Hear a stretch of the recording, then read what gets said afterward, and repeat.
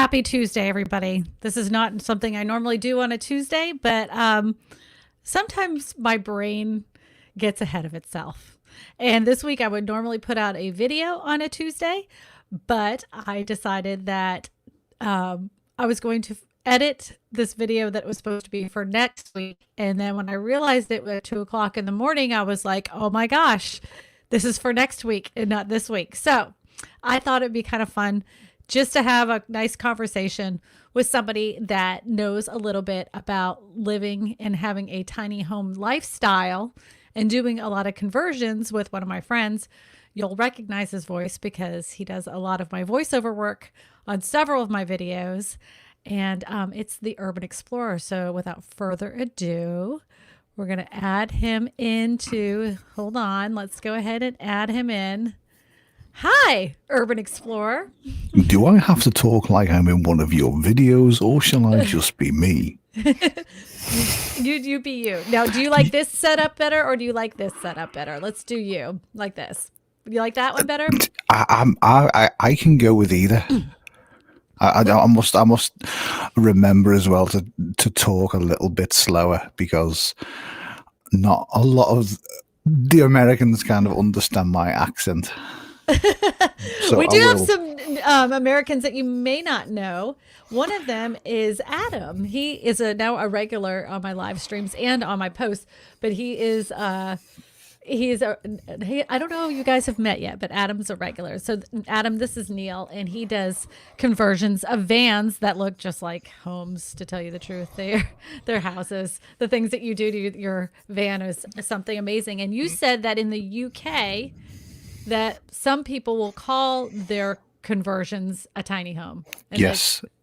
I mean, it's not just the UK. It's, if you go on YouTube and you watch channels in Canada, America, the UK, across the world, people who do build vans, and they get so, I mean, they're putting the van is their home. They are putting everything. I mean, when you consider, the price of a house and the price of a van, there's a much, the difference is just, it's not even worth thinking about. But with a van, you can move anywhere you want. So yeah, these people who live in vans full time or part time or whatever you want to call it, they do class them as their homes. I mean, our van, well, it is our home.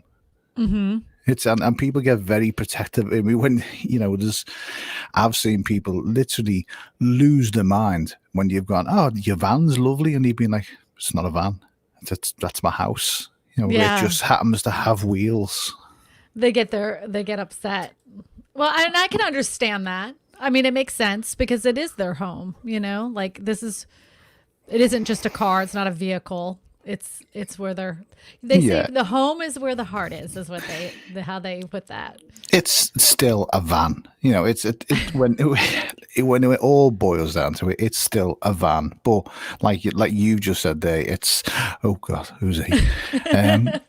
It's a home is what you make of it. A home could be a tent. It's where you feel safe and happy. That's what I think of as a home. Oops, I didn't mean to do that. Excuse me. I didn't mean to do that. Sorry. Yeah, but you do a lot of these like conversion type things where you make everything. It isn't just that it's not that you just haphazardly like pick up some stuff and throw in a cabinet. You actually physically make all of your furniture so it's custom fit to your van. Yeah. And that's the beauty about van builds and tiny homes. The thing I look at that, some things, like if you just pause that there, now that right there, that black thing we're looking at on screen, that is a Truma Combi 4E boiler. Now, it's controlled via the same temperature control you have in the house, LCD screen. It controls your heating, your water, and it's on-demand heat and on-demand water. Can that run off solar power? It can run off solar. It can run off 12 volt. It can run off 240 volt. It can run off gas. It can run off gas and solar. It can run off gas and 240. It can run off gas and 12 volt. So, like the gas that you use, don't think I'm ridiculously stupid, but It's all right. so the gas that you use in the car, you can run that. No, the gas you would use for cooking. Okay. So the gas that comes out your hob, Like propane. propane, it uses LPG. So we call it, in the UK it's called LPG, but I think it's propane in us in America. In the Americas. In the Americas, yeah, it will run. It runs off propane, and you could heat. Say one of the tiny homes that you looked at, you could heat that and supply it with water for around about $10 a week. Constant heat, constant water. Someone has a very good question. It says, "How does the insurance insure the van? Does it insure it as a home or is it insured as a vehicle?"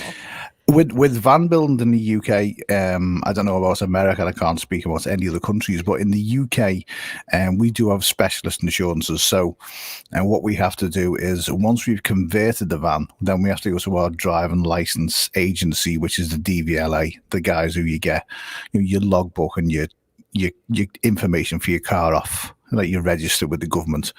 You can get the van then changed to we call it a self-build camper. But there's all sorts of stipulations. You have to have certain things in place. It's got to have running water. It's got to have a bed. It's got to have windows. And then you get it converted into basically a motorhome. That's what it is here. You have to convert it to a motorhome. Yes. And then you just go to a specialist insurance and say, right, okay, I have put, 10, 15, 20,000 pounds or dollars into this van. As long as you can prove to them that you've done the work, you've got the stuff in, they want photographic evidence, stuff like that, you basically just get the van insured to the right amount of, the same as you would with a house. A lot of people, they want to go for cheap insurance, but you just under it. If something goes wrong with your house, if your house was to burn down and you weren't insured, you would lose everything. That happened here. That happens here because you don't technically need flood insurance here, but the whole state is below sea level. So at some point, it's very possible that your home could flood. It's $500 if you're not in a flood zone. So why wouldn't you get flood insurance? And that happened here. So we had a big flood, places that never flooded before, and people didn't have. They may have had flood insurance, but they didn't have the contents. So yeah, that's great. You can get your house fixed up, but you have nothing in it. Yeah, I say it's just insurance is it's one of those things where it's a lot of people who do like self-build campers, they keep the van insurance as just a van. Mm-hmm. But because it's ridiculously cheap, it's like really cheap just as a van, but as a camper van it can be 2-3 times the amount. Yes, but people don't want to pay that. But what they tend to not think about is if something went wrong, they're only going to get £5,000 or $5,000 for their home that's possibly worth 25,000.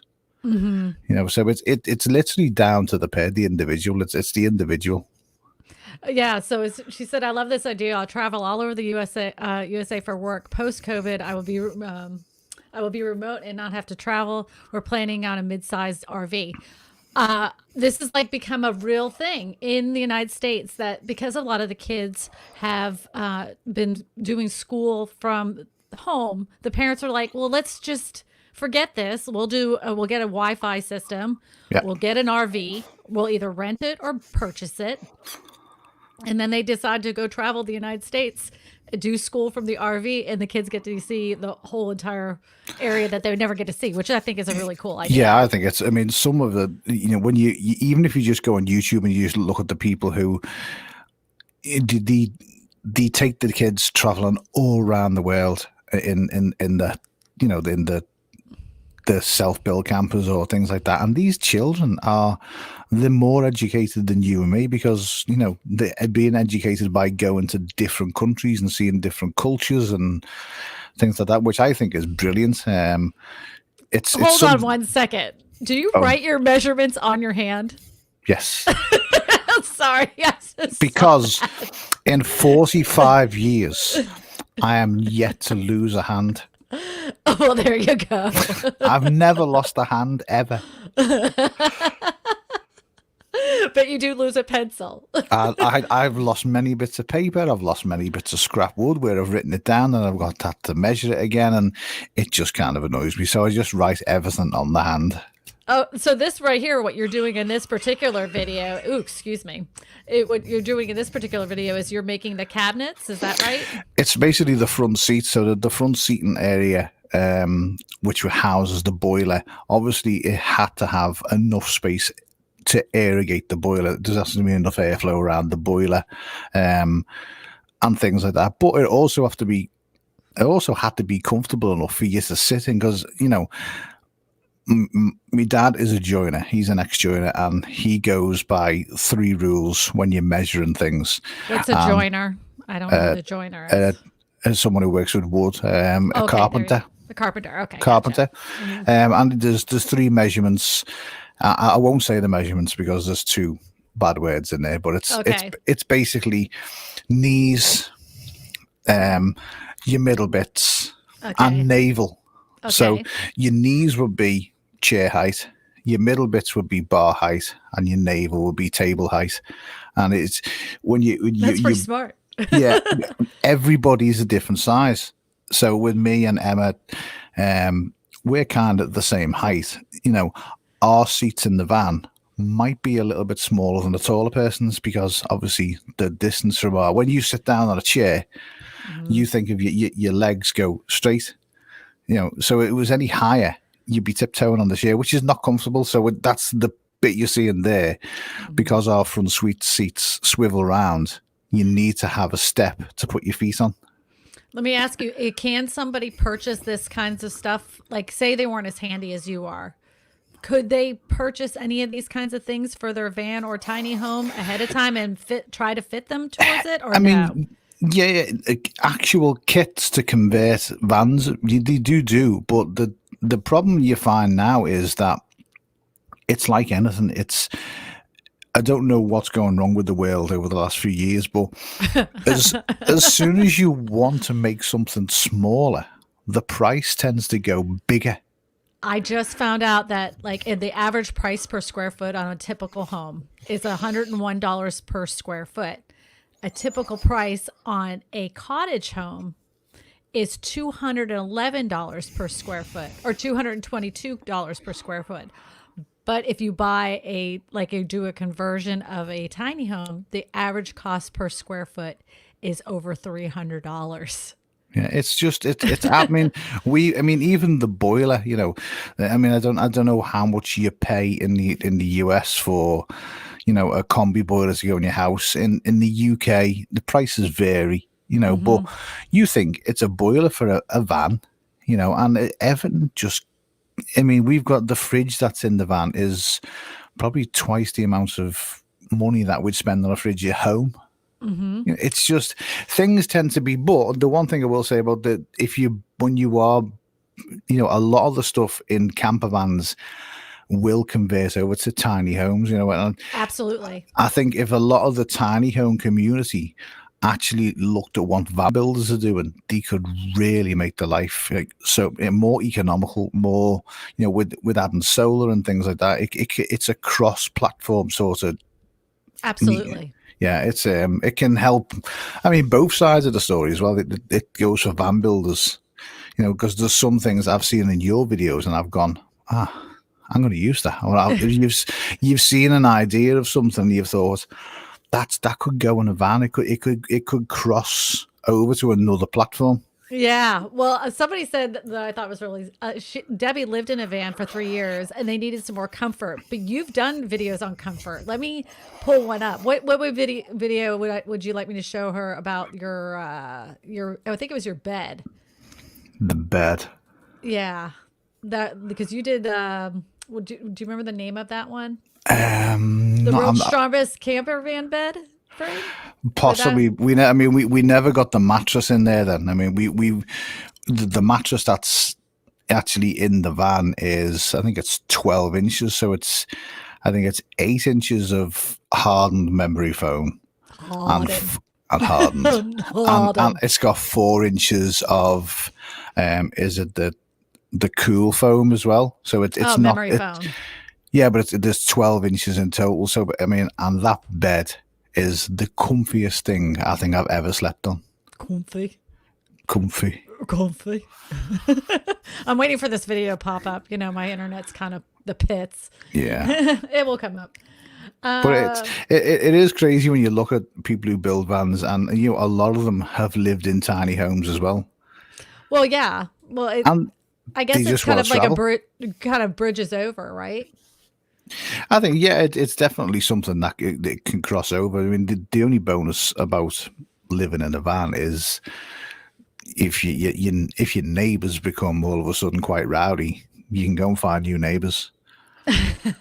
It's a massive bonus. I mean, we've parked in places, and you know, you've thought this is going to be a lovely quiet spot, and then all of a sudden it gets to a certain hour, and you know, nature decides to start making lots of noise. You know, it's the same as the US. It can be quiet 1 minute, and then all of a sudden the geese decide they want to talk, or you know, the crickets. the crickets, or you know, We have things like that. cicadas here too. They're like, I don't know if you have them in the UK, but They're they're the these noisy, beetles. yeah, The yeah. beetles like. Yeah, we don't get them. It's mainly Canadian geese that just come over to annoy us. Oh. Yeah, we got a lot of geese, and they make geese make a noise, don't they? But so the luxury is you can just move, and we just spent a week, tramping round the Highlands of Scotland. Going to just staying in places that the average normal person wouldn't stay in. Because it's like it's in the middle of nowhere and it's pitch black dark. But with a van, though, it'd be easier than, like, let's just say an RV, because the RVs tend to be bigger. Yes. So it would make more sense to, like, it's kind of like having, like, if you have a car and then you get a big truck, you're like, but my little car can fit in so many different little spaces. Yeah, yeah. So do you have a toilet in your? Yeah, we got a full toilet and full shower as well, which again is all linked up to the boiler. So you've got on demand. The only difference, compared to like a tiny home, so like a camper van or a self-built camper van, is your water supply. The tiny homes are hooked up onto they have a mains feed of water coming into them. Some of them. Yeah. Whereas a van, you're solely you're dependent on the amount of water that you carry in the vehicle. Yeah, Yvette has a question. It says, what advice would you give someone who wants to do one and doesn't know how to start? She's a single mom from Chicago. Right. Okay. First of all, go and subscribe to my channel. and second of all, right, if you go and get yourself a mirror or a phone, right, and just look at yourself in the mirror, there's one thing that I always tell people, and that's, unless you're dead, you can do anything. This is true. My dad always says that. You can do anything. There's, we can all knock a nail in. Yes, we all might bang our hands a few times. We can all screw a screw in. We can all chop a piece of wood up. Some people are better at it than others, but there's nothing, no one can do. You know what I mean? There's a video how to do everything. You have never put in a composting toilet before? There's a video on that. Yeah, I mean, you never put solar panel on before? There's a video on that. Yeah, I mean, I didn't know anything about solar until we decided to start putting solar on our vans, and that's only over the last few years. And then, if you're seeing the electrical system in the van now, it's people look at it, it would frighten them, but once you actually understand everything that's going on, and we can do it. We are human beings, and we're kind of amazing.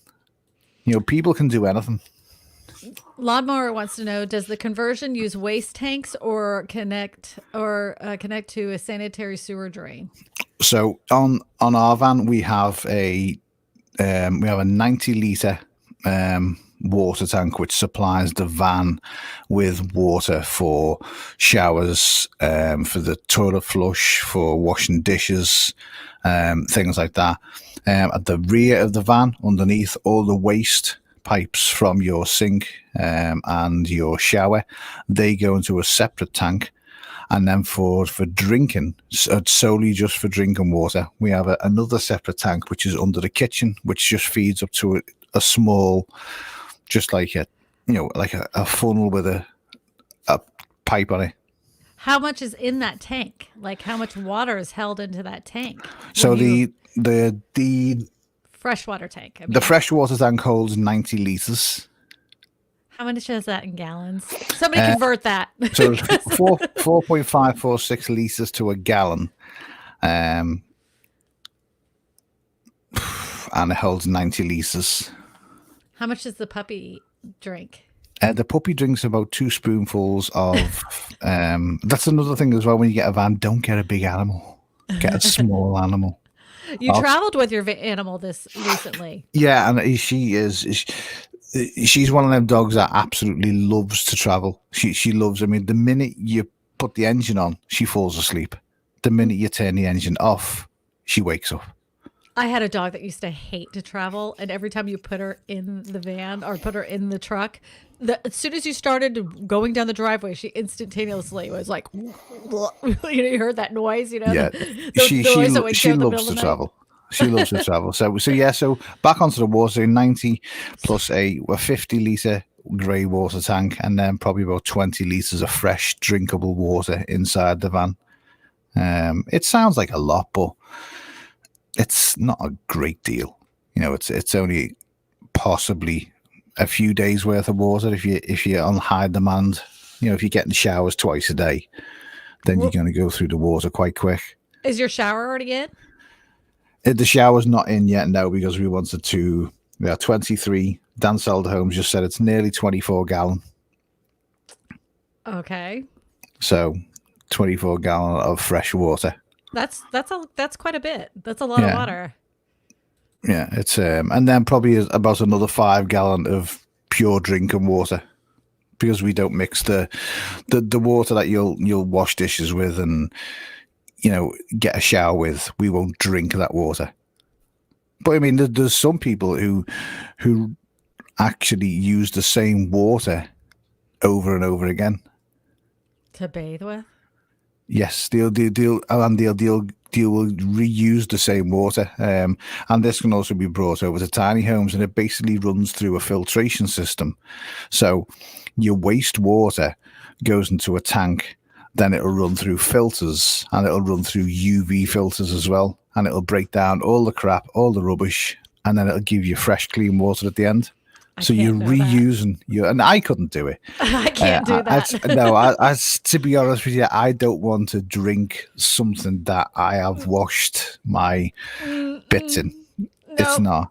No. Debbie Carson said, Karen said the same thing. No. Yeah, no. But I mean, these systems, you're talking between $3,000 to $5,000 to set this system on. They're quite an intricate system. But no, I'm not that earthy. No, fill it back up. I'm not stuffy in any way, shape, or form, but that to me is just a little much. Can't do it. It's like, I know tiny homes and some RVs and some campers, do like the compost toilets. They're not for me. Okay, so I know that there's a such thing as a composting toilet, and I'm gonna pull it up here. Explain to people what a composting toilet is. So there'll be two different. There's a few different kinds, but the most that people use in a van is a composting toilet that will basically direct your backflow to your front flow. Let's call it. So wet waste will go down one pipe into a different chamber. Mm-hmm. And then solid waste will go into another chamber. How the toilet knows this, I don't know. But the toilet's clever enough to know which is which. And then the actual human feces will go into a tank where it gets broken down, and it's then used as compost. Compost. we call it compost. Oh, sorry, compost. Compost. But Yeah. here's the thing, though. Look how expensive these Yes, things. yeah, they're not cheap. But Holy cow! if you $960. that's a cheap one. You'll find some of them are going into the $2,000 range. Yeah, this one's like 2,000. Well, in pounds, it would be over $2,000. Yeah, yeah, it's a. But Ridiculous. if you actually think about it, you don't need waste management. You don't need sewer lines. You don't need to be connected to a main sewer line. You could literally put your tiny house. You could build your tiny house wherever you wanted and fit one of these things, and then in a couple of months' time, you can grow your vegetables out of the waste that your toilet provides. You know what? I would do that. I would do it. That doesn't bother me. I mean, we all eat vegetables that have been sprayed in cow manure. Yeah, that because it's all broken down, that would not. Yeah, faze me. But I'm not going to wash or brush my teeth in the water that I use to bathe in. No, I mean the actual water filtration systems as well. You look into the price of them, and it's ridiculous. But you're talking of a sustainable lifestyle. You're talking of tiny homes that people want to live in the middle of nowhere, and they don't want to have any communication with no one. They want to be totally off the grid, run off solar, composting toilets, and have the water. They can live off rainwater. And constantly use. Did you know? I don't know how it is in the UK, but in the United States, some areas will not allow you. It's against the law to collect rainwater. Can you believe that? That is a real thing. It's against the law in some states. In these states, are you allowed to breathe oxygen as well? Yes, we can. I mean, we're allowed to do that. To this day, we're still allowed. But who owns rainwater? Apparently, that's a thing that in some states they will not allow you to capture and collect rainwater and use it for like crops and stuff like that. They will not not in all states, but there you have to check because you can get a knock on the door that says.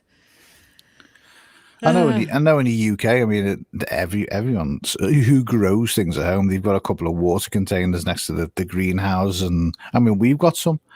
And we just collect rainwater all the time. Jewel wants to know, do you know anything about AB out centering toilets? I've never even heard of this. This is new. I'm just gonna have a look in the chat now. AB out centrating toilet. I can honestly say I've never heard of them. I mean, in our van, we use what's known as a cartridge toilet. So it literally has a box that you pull out the side of the van with your waste in it. And then you go to if you're on a site, or you empty it into the proper places and clean the waste out, and then just pop the box back in. Like most trailers and most RVs will have. They'll have some sort of system like that. Mainly RVs.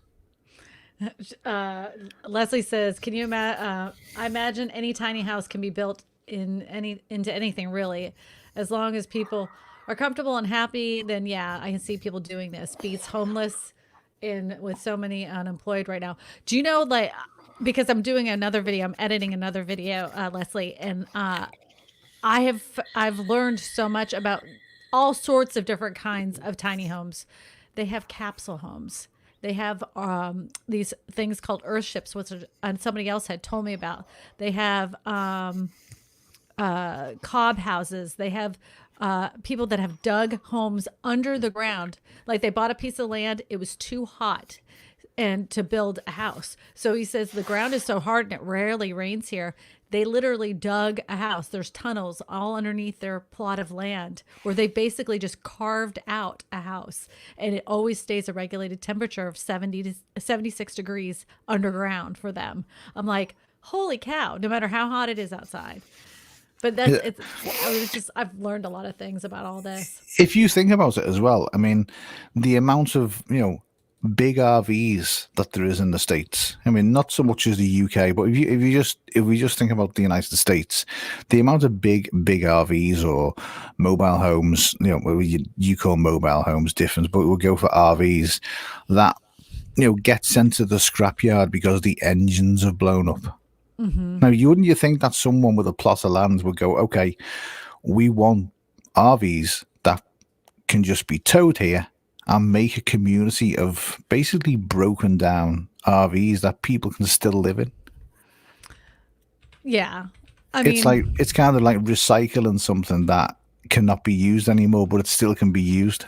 But this is not a cheap way of, like, to get this started. You've got to put some money into it, It's not a like, oh, this is the best way to do something inexpensively. I mean, it's cheaper than buying a house, of course, but you got to have traveling money for gas. You've got to have like you got to fit all this stuff. You got to buy all these things like the composting toilets, the showers, the plumbing, the wiring. It's not inexpensive. How much do you think that you've put in the most recent van? I'd say all in all, probably around about 20,000. So about $26,000. That's a lot of money. See, now it's a lot of money, but I mean, cheaper than a house, but it's a lot of money if you don't have it. So okay, so let's do the math. So say somebody who wanted to buy their own home, right? How much would rent be a month? Then how much would then work out your electric, whether your local council or local government area has a charge for like the bin men, things like that, gas, insurance, work out all your monthly outgoings to own a home or to rent a home. Now, if you were to live in a van, say you to save up, I'm talking 20,000, you could do it on 5 to 10,000. You could live in the van for 12 months and you could probably save up enough to put a deposit down on a house because you're saving so much money per month. A lot of students in the UK do that now because obviously housing prices is going up and there's so much involved in buying a house now. It's just cheaper to live in a van and then save up the money while they're doing it. Yep.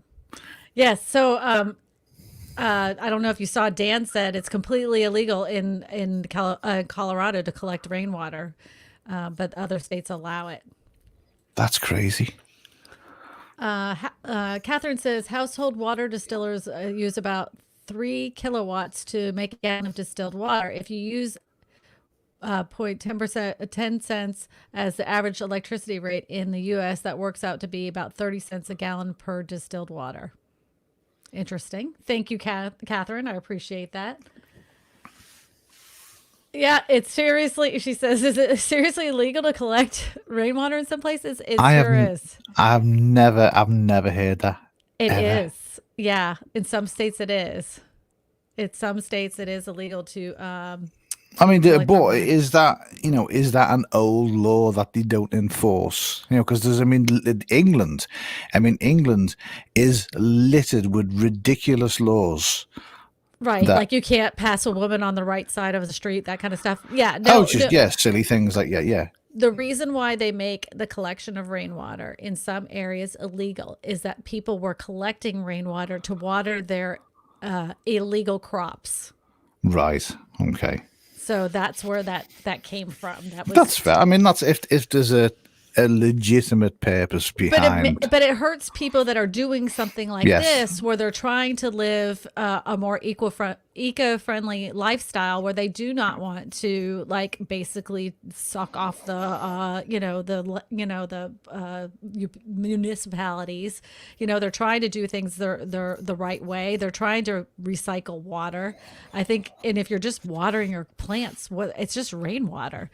Then there was a big thing too in the 70s because of the collection of rainwater, that the people were worried about acid rain, and they were afraid that it was going to harm people if they watered the plants with the acid rainwater.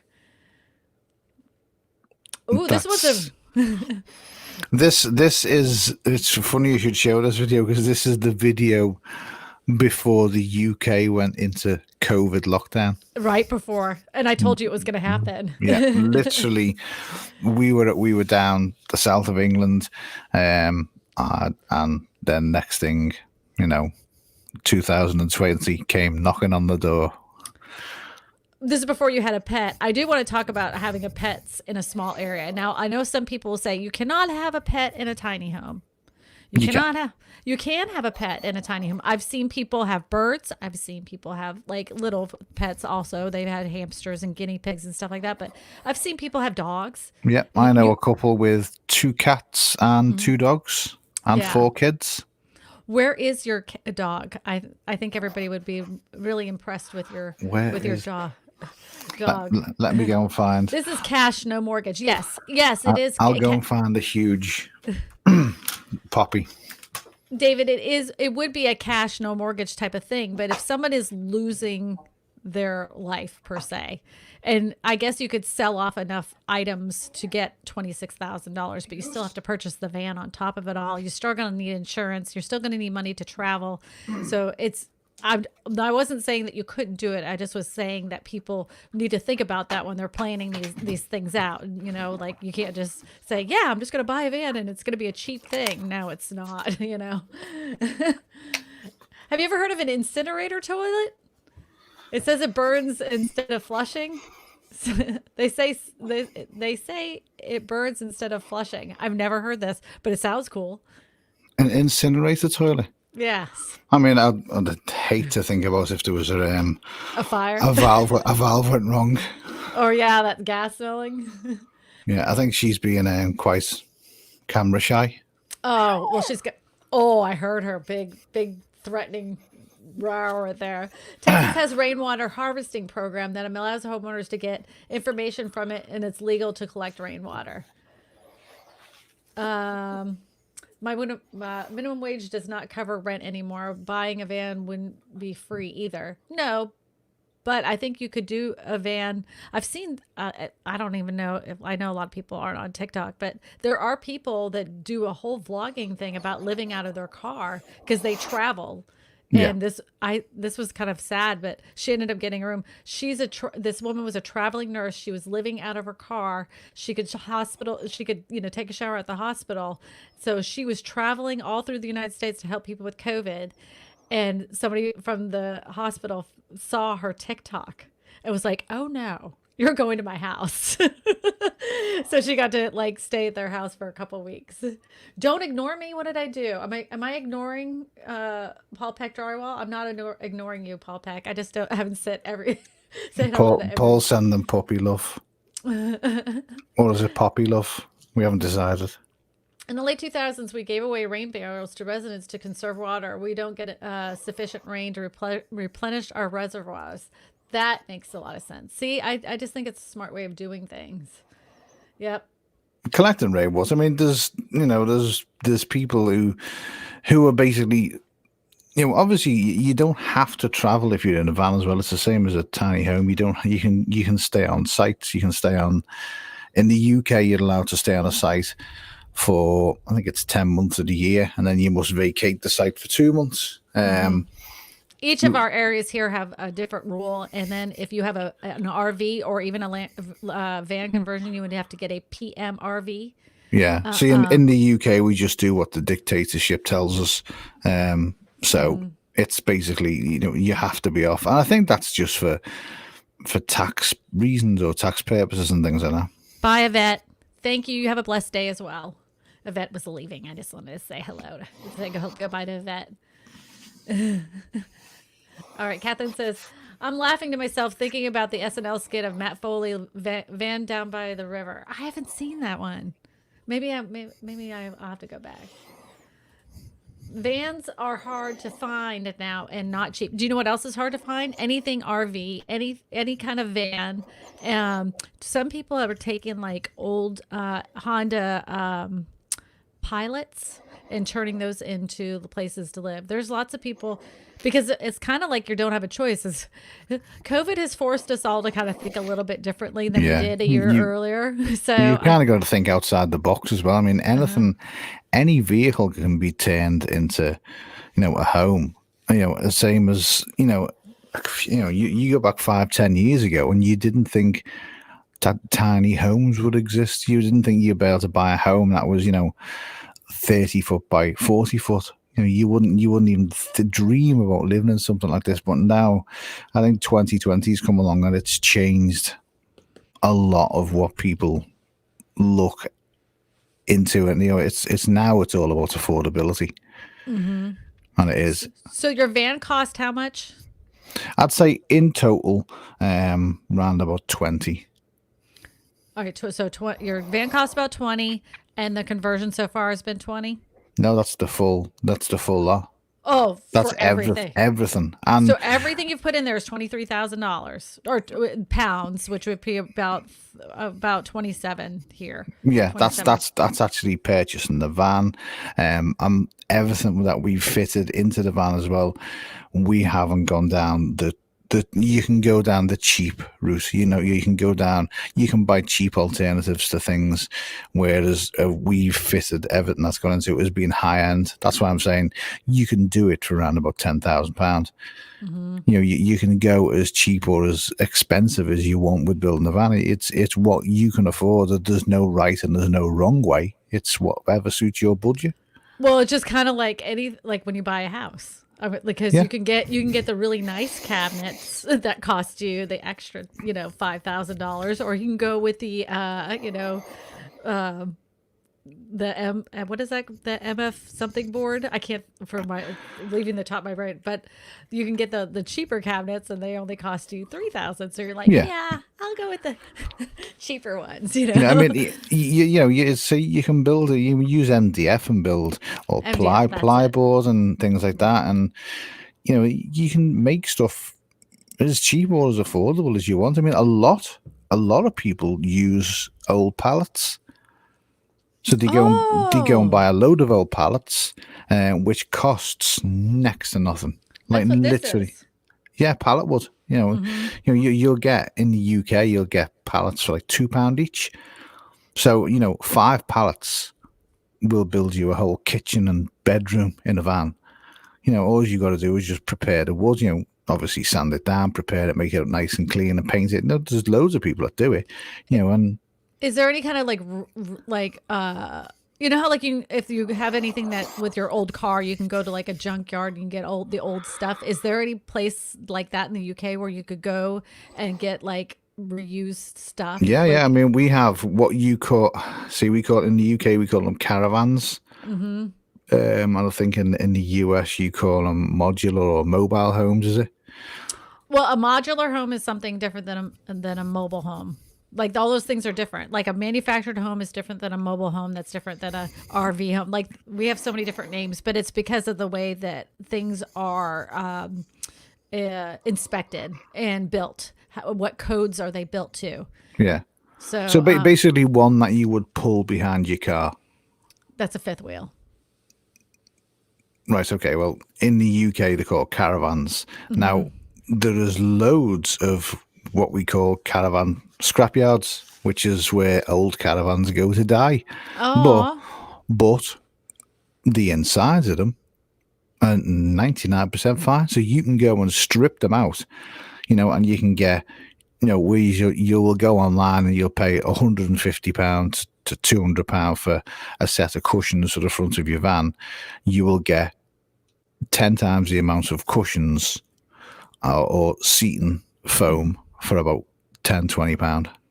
That makes sense. Like especially if you're on a strict budget. That would I mean, you can get all the furniture out of it. You can get even the cooking appliances and the cupboards and the cabinetry and things like that. You can get all that type of stuff out of them and then make them fit into your van. If you're on a mega budget, you can do that, and you could still have it looking like high end if you wanted.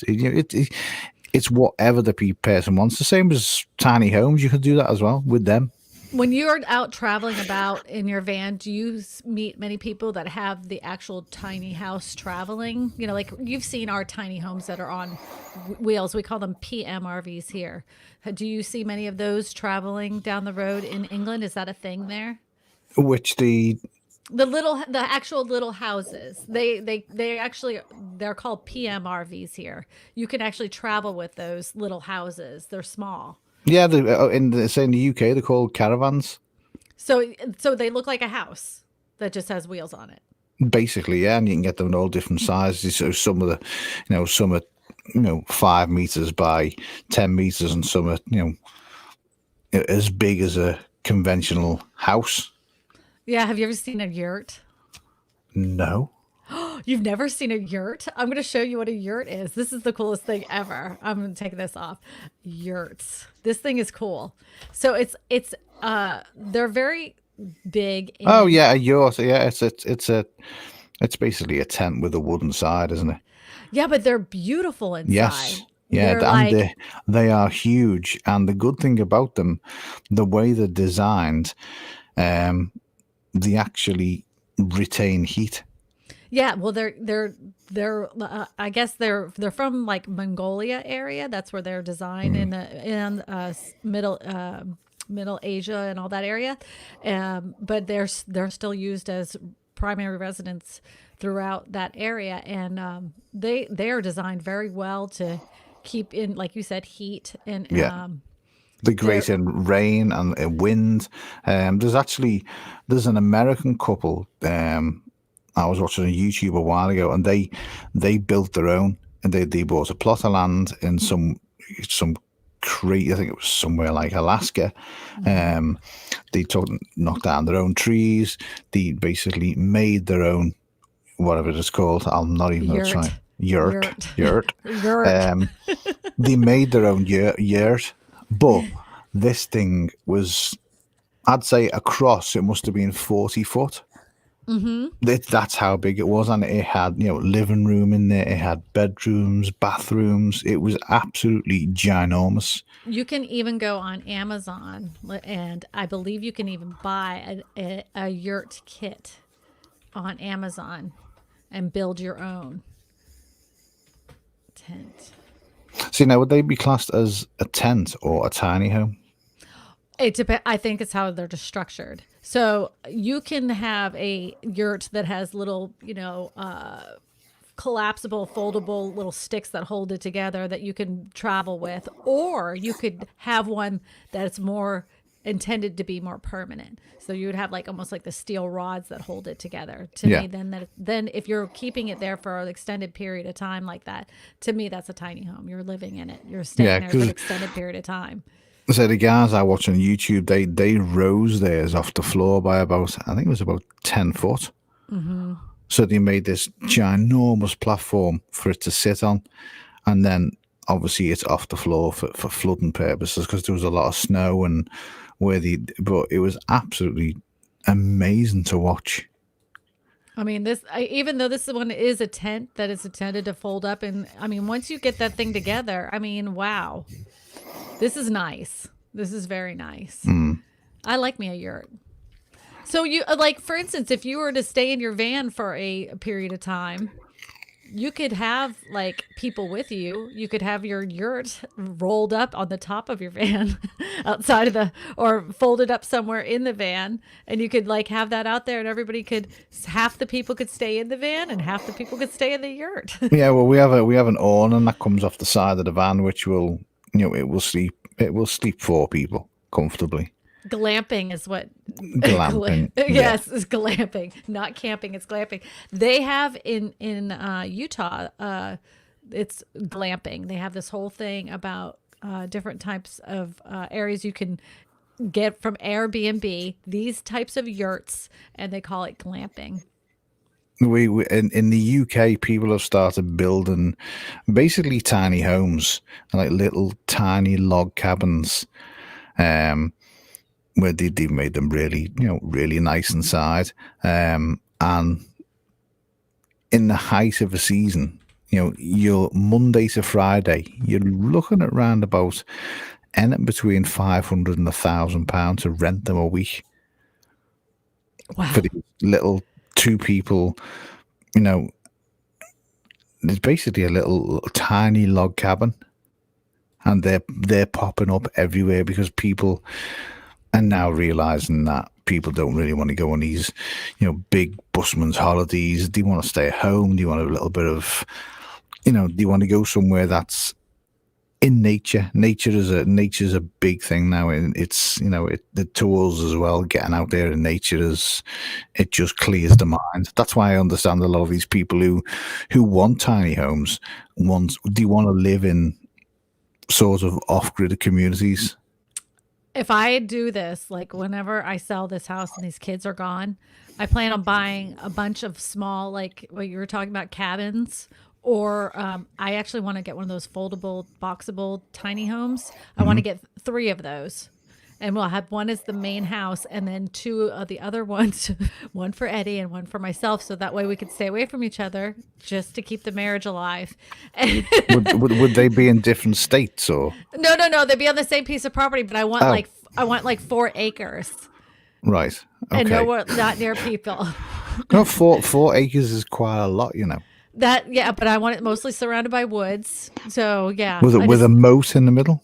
Crawfish pond? Yeah. Crawfish pond sounds good. Yeah,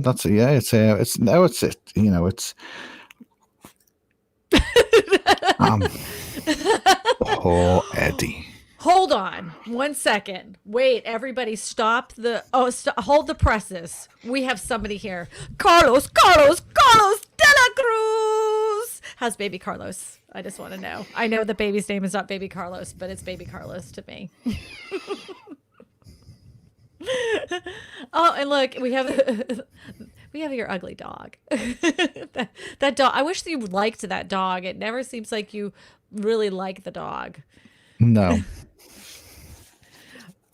I do. I think there is a lot to be said for. Now there is actually something that I actually meant to tell you about. Just let me consult with the Emma. Okay, what is it? Are we in trouble? I think we're in trouble. Great idea, Kristina. I'm going to live in 20 small houses instead of 1 mansion. Live it now. Perfect. See? Yeah. So that way you can separate yourself from everybody else. I just want to live on a lot of dirt, but I don't want to have a big house that I have to clean.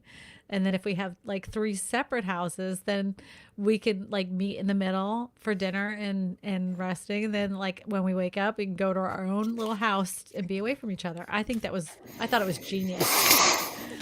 So Emma was she was perusing the Facebooks the other day, and there's a company in the UK now, and they're basically selling container homes. Yes, that's a thing. Yeah, they must just. I mean, they must have just started coming over into the UK. They made these things look absolutely glorious. In Australia, it's a real like thing. Like it's a thing.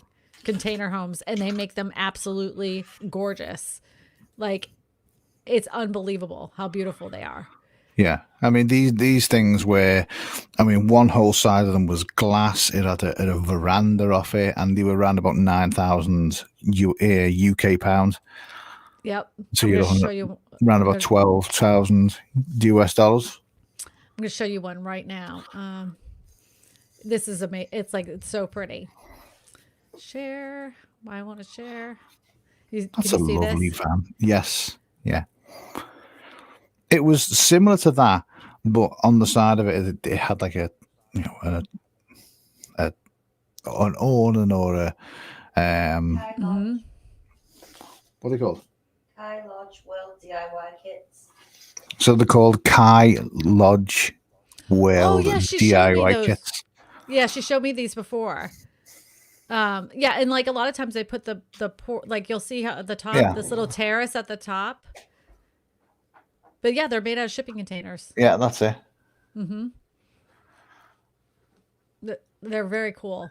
Yeah, and they're selling those for 9,000 pound. 9,000 pounds. Yeah. And they can roll down the road, or these are fixed to I a mean, you foundation. can roll them down the road if you put them on the back of a trailer. No, I'm just, you know what I'm saying. Like, Yeah, I mean, you could. I mean, technically, it's still a container. You know, I mean, I've driven heavy goods and haulage, and you could possibly fix one of them to a trailer and just take it wherever you wanted. If you had the right license, you could just have one of them as your home. so if I'm saying, because it seems like you're right, people do separate themselves when they, like, I'm in the RV community, I'm in the tiny home community, I'm in the, whatever community. If everybody kind of worked together, like the container home people, the tiny home people, the yurt people, all of them work together, they probably could all build a really cool community of different kinds of homes. Probably. I think that would be great.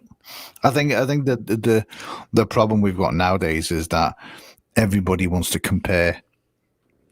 Everybody needs to pick a team. Yes, we do like to measure things by size.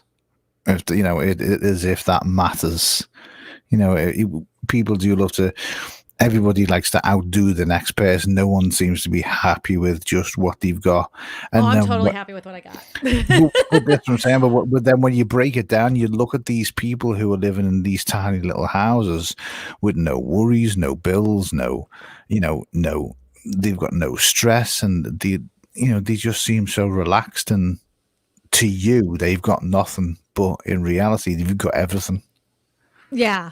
Well, I always say never judge another man's worth by what they own. I've always said that. Like, no. I always say if you are, one of the best things I ever heard in my life was somebody said, if you are a trashman and you're living your best life, you wake up every single day excited to go to work and you're happy when you get home and you have the best life ever, you're winning. If you have $1 million job that you hate going to every single week, you dread it all the time, and you come home every weekend and you're just you just feel like a useless sponge, you're losing. Even though that garbage man's making not nearly what you're making, he's happy and he's winning. That's why a lot of people go into these smaller homes and smaller communities, because it can be a stress-free life. Even the van community, the people who live in the van community, there's a lot of Brits now who have basically set communities up abroad in Portugal and things like that, of expats that have built vans and they've gone abroad. Some have even bought bits of land in Portugal and places like that, where it's like, if you're British and you're English, you'll come over, you stay for a few weeks and then move on destinations. But there's a nice community within the van community, but there's also the bad side as well, like there is with with everything. I hope that this is your video that's supposed to be popping up. I'm not sure. It's having trouble. Paul's asking where Poppy is. You've missed Poppy, Paul. Sorry. Yeah, there we are. That is you. Yeah, I mean, I think another thing as well that has made tiny homes and made off-grid living more affordable now is solar. Yeah, and it's because people don't want to be found. It was so funny. At one point, we all wanted to be connected, and now none of us want to be around each other. With the start of social media. I do have one of them as well. Yes. Well, he was asking about your real estate whisperer cup. These cups. Yes. I think we should give one of these away. Who's new in the chat? Everybody in here has pretty much had a cup. Who doesn't have a cup? Well, let me know if you haven't had a cup, and you can get a cup.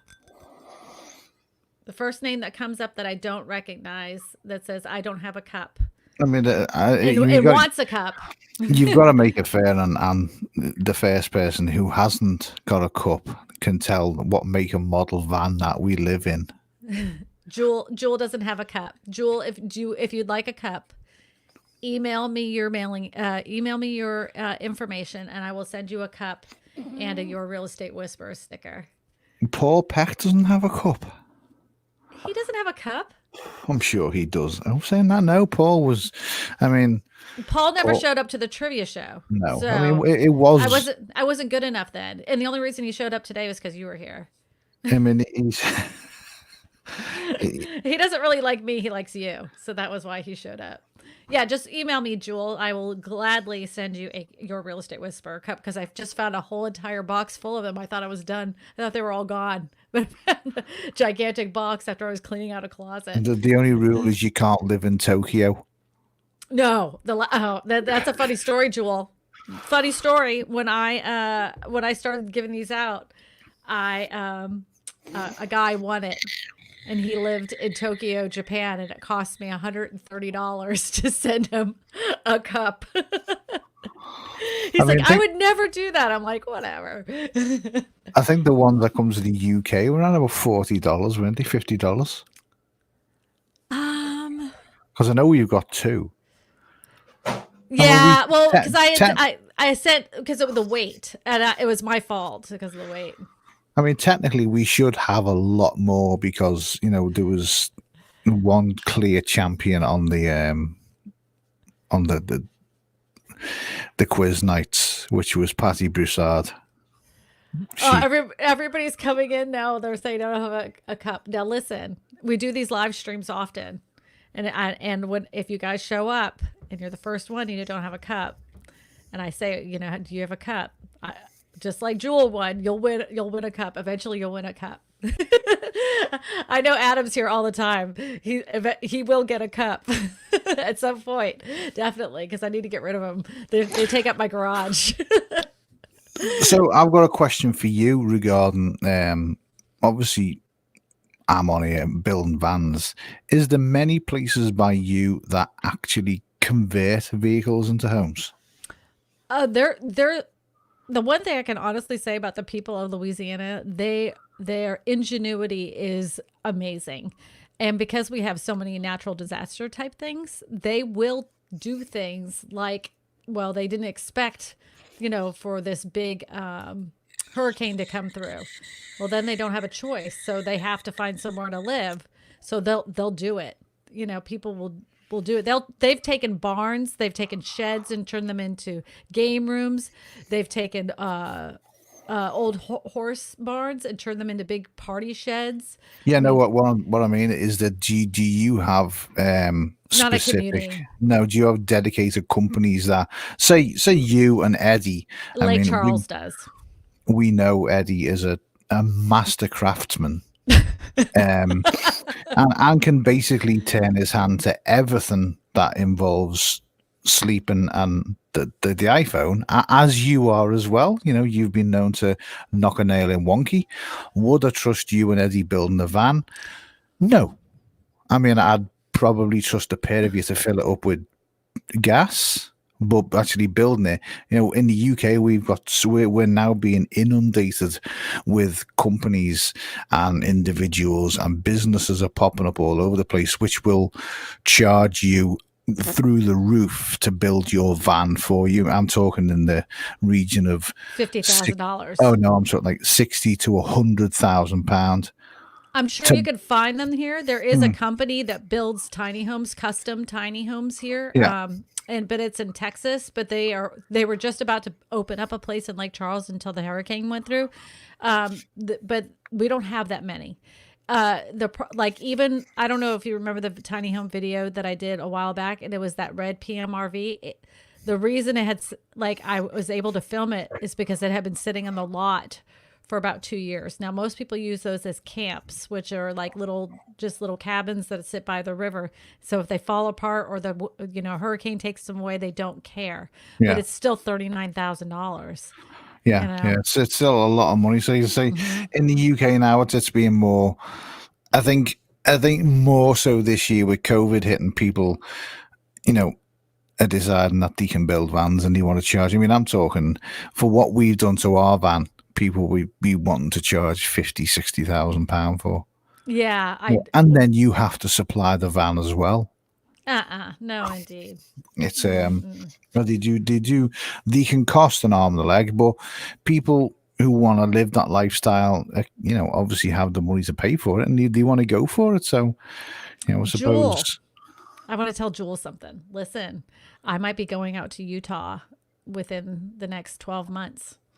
I'm still going to send her your cup, but I'm just letting you know, I don't know where in Utah you're at, but I might be heading out to Utah to do a YouTube conference type thing. So I don't know if you know this, but Utah is like the second top place in the United States for YouTube. California and Utah. Did you know that? I thought the internet was the biggest place for YouTube. No, I mean like for like people that actually live in one city that gather together, that have like the hub, like I guess you would say. Oh, she lives in Salt Lake. This is in I forgot where it's called, but it's not Salt Lake. That surprises me as well, because this time last year we were at a YouTube conference in California. Why wasn't it in Utah? I don't know. I really don't know, because everybody said that because they're all from Utah. A bunch of people have said that a million times. I mean, Yvette says there's not any, she's in Illinois, there's not any tiny houses yet. Don't know if they allow it, but I'll look into it. So this some cat's areas, 12 months old. I know, it's a happy birthday, cat. That in some areas outside of the United States, it's become kind of a thing. But it's because there's an older mindset, and some of the laws that becomes with square footage. They will not allow tiny homes to be permanent structures on a piece of property that is less than 600 square feet. They're trying to change that. They're changing it in many areas. I did a video on a little town called in Spur, Texas. They do allow for tiny homes. It was the first legal tiny home town in the United States. So if you want to do that, lots there are less than $6,000. You can get a lot as cheap as $500, but you have to have, it has to be connected to a permanent foundation, and you have to connect to the local utilities. Now, if someone out there is trying to sell you an off-the-grid subdivision lot where you don't have to plug into the utilities, run away. It's a big giant scam. Especially if his name is Danny. Yeah, anybody named don't do it. Don't do it. Well, Neil, I want to say this. Look, we've kept people here for 1 hour and 7 minutes. And I was thinking to go for 2. No, let's not do because that. You'll just carry on talking. Because I was going to ask you the question of, do you think tiny homes will ever be a worldwide thing? Because absolutely, there's in the UK we don't seem to have them. We don't have tiny homes. I think that's mainly because, I don't know whether it's because the UK is only small, or I don't know, but there wouldn't be much resistance. I mean, you could literally, if you had the money, you could buy a plot of land in the UK for about 7 doubloons, fill it with tiny homes, and no one would really batter an eyelid. We don't get as much. There's not as much red tape in the UK as there seems to be in the US over these things. It depends on where you are. Like in my area, there's a lot of red tape, but you go outside of different areas outside of Ascension Parish and East Baton Rouge Parish, they don't care. They're like, whatever you want to do on your piece of dirt is your piece of dirt, as long as you're paying taxes. Mm-hmm. It just depends on, every area is going to have their own rules. That's why it's always important to check with their local area, like what their rules are. Some areas just don't care. So, I don't know. I do believe that they've definitely grown in popularity all over the world. Like if you look in Australia, they have container homes. They have lots of different tiny homes. There's all sorts of channels that feature tiny home living in Australia. It's definitely a way of life around the foreign corners, that's for sure. And of course, the Japanese have been living tiny their whole lives. I mean, they live in little tiny micro apartments. Yeah. So they've kind of actually started the whole trend, if you really want to be honest. A happy nest doesn't have to be a big nest.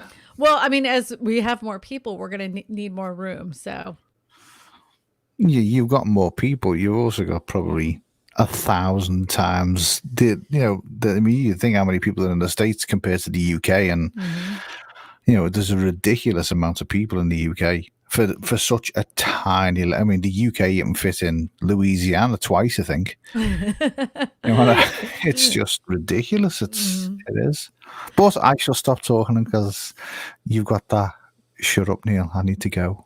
Oh, you don't. I just didn't want to. I didn't want to keep people here because I knew that unless they have some specific questions for you, Neil, I would love to keep going. But I don't want to. I know people's time's precious, so I don't want them to feel compelled that they have to stay. You know what I'm saying? I know what you're saying. You know what you're saying. Yeah. Congratulations to Jewel for winning the cup. And the next time we do this, I will do it again. Adam deserves a cup. Adam deserves a cup. Adam like literally posts, and every single one of my posts, he always has a comment. He always has something to say. Adam deserves a cup. I hope he gets the first one next time. All right, Mr. Urban Explorer. I appreciate you taking the time today on your evenings, because if anybody doesn't know what time it is there, it's like 11:30. What? Isn't it like 11:30 at night? It's now 12. It's now 12 o'clock at night, but I'm normally used to being awake till 3, 4, 5 o'clock in the morning, but yeah, not late anymore.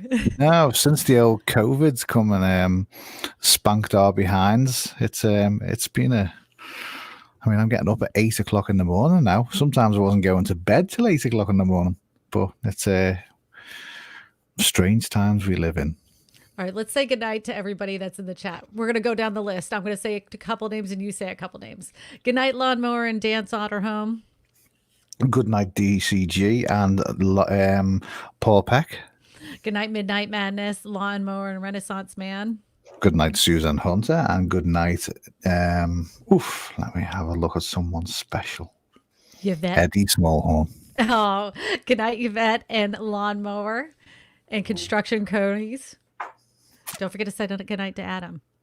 Oh, good night, Adam, and good night, Jill. Good night, Yvette. Good Dan, the dancing man sold her home. Dan, the dancing man sold her home. Dan, the dancing man sold her home. Who I must say is very and extremely active and quick on Twitter. Oh, I know. He is the Twitter sharer of all times. Yes, he is.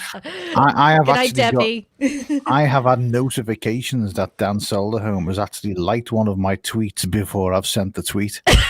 Right, and shared it. He's that quick. And retweeted it. Quick. Yes, he's a fine gentleman and scholar. Good night, everybody. I hope you had fun with us. We had fun with you, and I don't forget to go ahead and hit the way out. And if you could share this channel with your friends. I'm trying to get to the 50,000 subscribers before the end of October. I'm almost there. I only need 1,100 subscribers. So if you know anybody that be interested in talking about anything that is related to real estate and homes, shoot them my channel, please. I'd love to get to that 50,000 subscriber mark. I appreciate every single one of you, and I hope to see you on Sunday. Thank you, everybody.